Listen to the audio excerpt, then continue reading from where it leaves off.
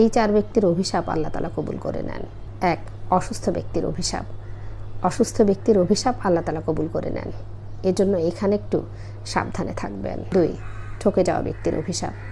যে ব্যক্তি ঠকে গেছে সে যদি দীর্ঘশ্বাস ফেলে আপনাকে অভিশাপ দেয়, সেটা কিন্তু আল্লাহ রব্বুল আলামিন কবুল করে নেয়, এজন্য এখানেও সাবধানে থাকবেন। 3.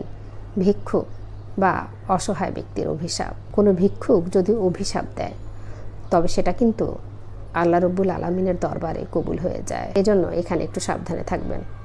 কারণ যে মানুষটা ভিক্ষুক আপনার কাছে আছে বলে আপনার কাছে হাত পেতেছে, আপনি তাকে কিছু না কিছু দেন, কারণ আপনার তো সামর্থ্য আছে, সেজন্য সবসময় চেষ্টা করবেন তারা যেন অভিশাপ না দেয়। 4 নাম্বার, মা এবং বাবার অভিশাপ।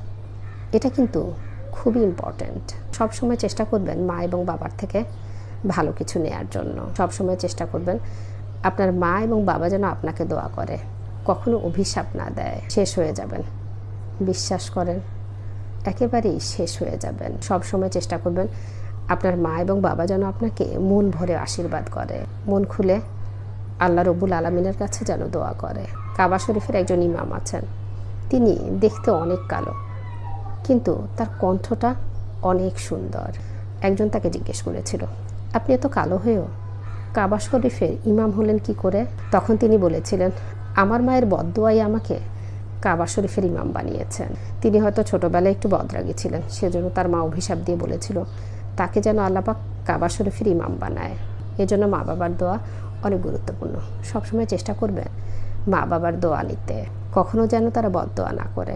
Be careful. আল্লাহ তাআলা সবাইকে বোঝার তৌফিক দান করুন।